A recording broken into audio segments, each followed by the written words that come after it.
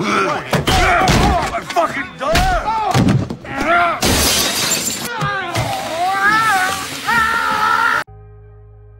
Setelah sebelumnya Dwight yang berhasil mengumpulkan anggota gengnya untuk melawan Cavalry, kini di episode 5, Cavalry tak dapat menerima tindakan yang dilakukan oleh Dwight. Karenanya, ia mencoba untuk balas dendam dengan menangkap satu persatu dari anggota Dwight.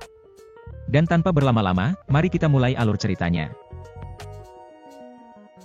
I barely know him. That Signor Manfredi is... Raimu kenal aku ya, orang sih ngomong sing ora-ora gancuk.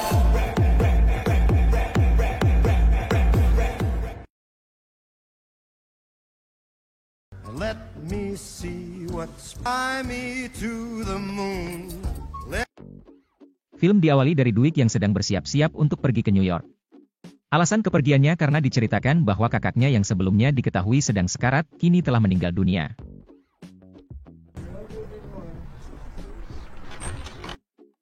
Ketika sampai di tempat penghormatan, Dwight langsung bertemu dan menyapa mantan istrinya.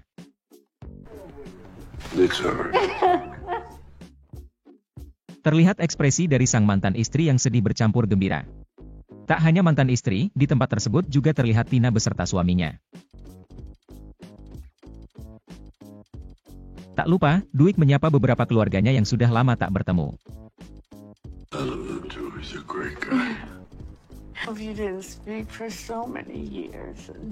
Setelah memanjatkan beberapa doa untuk kakaknya, Dwight mencoba untuk berbicara dengan sang mantan istri.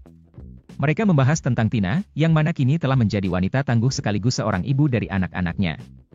Ketika Dwight meminta bantuan kepada sang mantan untuk mempertemukannya dengan sang cucu, sang mantan istri menolaknya.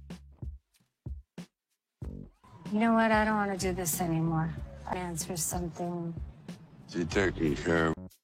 Alasan dari penolakan tersebut karena sang mantan juga tidak terlalu dekat dengan Tina. Ketika Dwight hendak pergi, sang mantan meminta kepada Dwight agar dirinya hadir ketika acara tahlilan. I'd like to say something at the mass. Berpindah ke Tulsa. Terlihat beberapa anak buah dari Cavalry yang sedang berbincang dengan anggota polisi. Diceritakan bahwa beberapa anggota kepolisian sangat tunduk dan patuh kepada Cavalry. Dengan memberikan nomor plat mobil dari Dwight, sang anak buah menyuruh polisi agar menemukan orang-orang dari Dwight yang terlibat peperangan di festival musik. Dan karena plat nomor yang sudah didapatkan, polisi tersebut dengan mudah dapat menemukan mobilnya.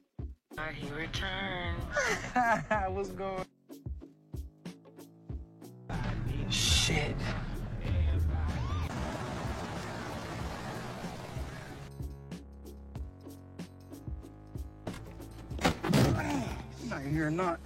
Sang polisi langsung memborgol dan menangkap Tyson. Dengan alasan pencurian mobil dan pemakai ganja. Meskipun Tyson mencoba berulang kali menghubungi Dwight, tetap saja ponsel dari Dwight tidak aktif.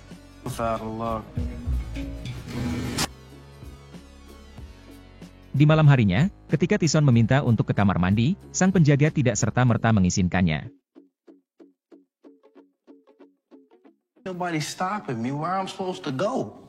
Sang polisi bersedia mengizinkan, namun dengan syarat Tyson harus memberitahukan kata sandi dari teleponnya.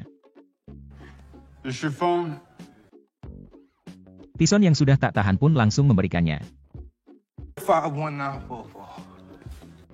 Melalui telepon milik Tyson, sang polisi mencoba mencari petunjuk untuk menemukan beberapa orang dari Dwight.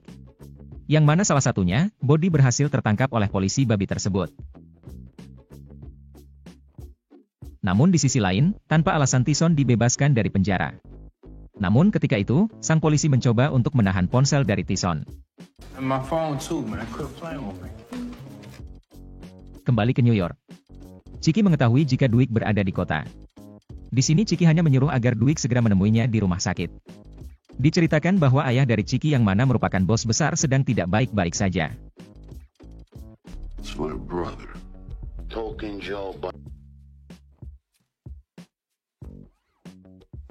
Di pagi harinya, Dwight mendatangi tahlilan seperti apa yang diminta mantan istrinya. Di tempat tersebut, terdapat beberapa anggota keluarga yang dimana termasuk Tini dan suaminya.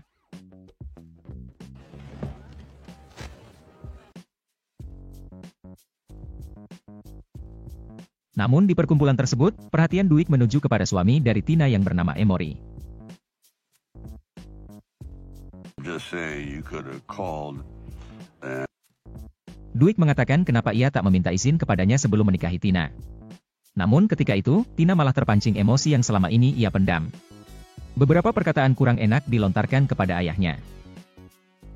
That what makes Dwight look like a big splash, right? Namun Dwight yang menyadari jika dirinya memang bersalah, ia pun hanya diam mendengarkan. My apologies, Emery.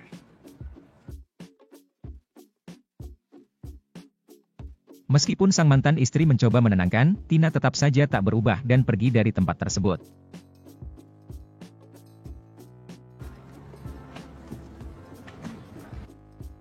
Kembali ke Tulsa. Beberapa teman kerja dari Manny mengetahui kejadian tentang pertempuran di tempat festival musik. Sang perempuan tersebut mengatakan kepada Manny agar dirinya berhati-hati atas tindakannya. You gonna pretend like that wasn't you to the La La Land? Sang wanita tersebut mengatakan bahwa orang-orang di festival yang Manny hajar bersama Dwight merupakan anak buah dari penjahat ternama. Motorcycle gang. 1%ers. Meaning they'll kill anyone that gets in their way. Merasa risih dengan kabar dari temannya, Manny mencoba mencari informasi tentang kavaleri dan anak buahnya.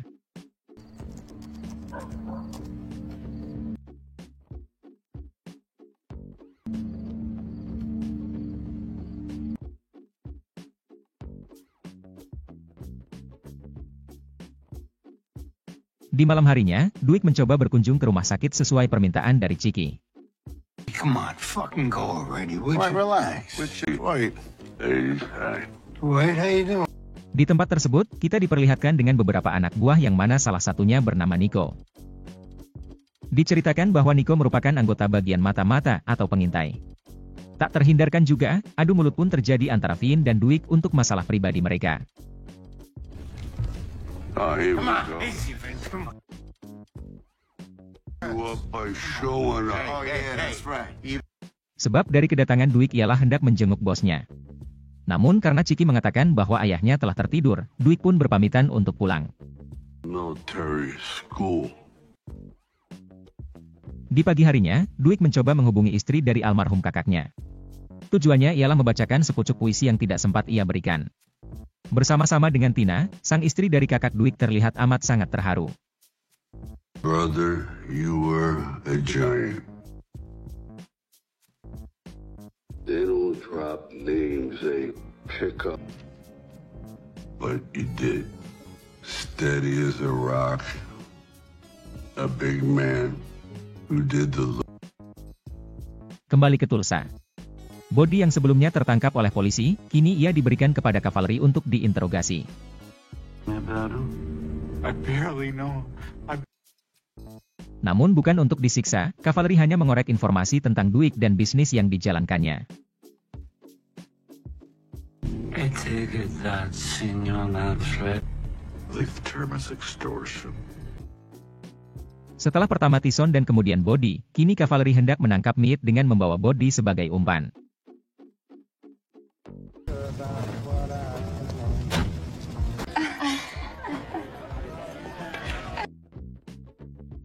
Namun ketika beberapa polisi datang, Meat malah memarahi polisi tersebut untuk pergi dari tempatnya.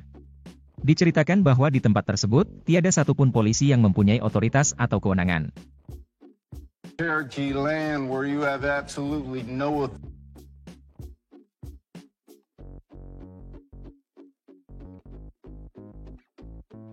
Kembali lagi ke Dwight. Di malam hari, Dwight mencoba untuk berbicara kepada Tina. Hal tersebut karena Dwight sangat amat sayang dan menyesal atas tindakannya dulu. What are you doing here? Just wanted... I've learned a lot. Look, Tina, I know you hate me, okay? Di sini Tina malah berkata bahwa salah satu dari anggota Dwight telah melakukan sesuatu kepada dirinya. Mendengar hal tersebut, emosi dari Dwight langsung terpancing. Dwight menyuruh Tina agar menceritakan kejadian yang membuatnya ketakutan. Please, I'm begging you, just tell me. Namun di sini, Tina tetap menutup mulut. Ia hanya memberitahukan jika kejadian yang ia alami berhubungan dengan salah satu anggota dari ayahnya yang bernama Nico. Well, I'm not for... What are you trying to tell me? I don't want to talk about. Dengan emosi yang menggebu-gebu, Dwight langsung menuju ke rumah sakit untuk menemukan Nico. Ketika sampai, tiada satupun orang di tempat tersebut. Dwight yang menganggap jika Nico merupakan suruhan dari bosnya, ia pun langsung menuju ke kamar dari sang bos.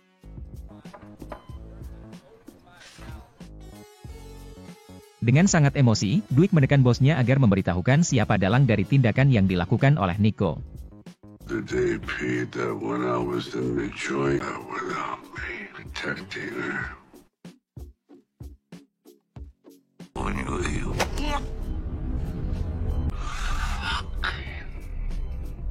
Namun dengan melihat ekspresi dari wajah bosnya, Dwight mengetahui jika bosnya tidak ada sangkut paut tentang kejadian yang dilakukan oleh Nico.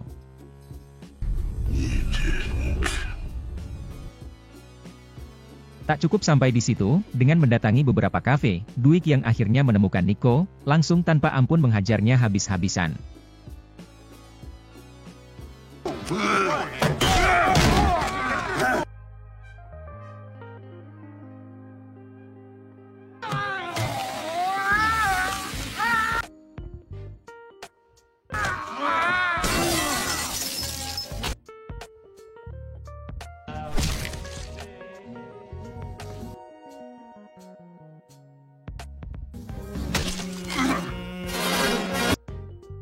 Kematian dari Nico mengakhiri episode kelima.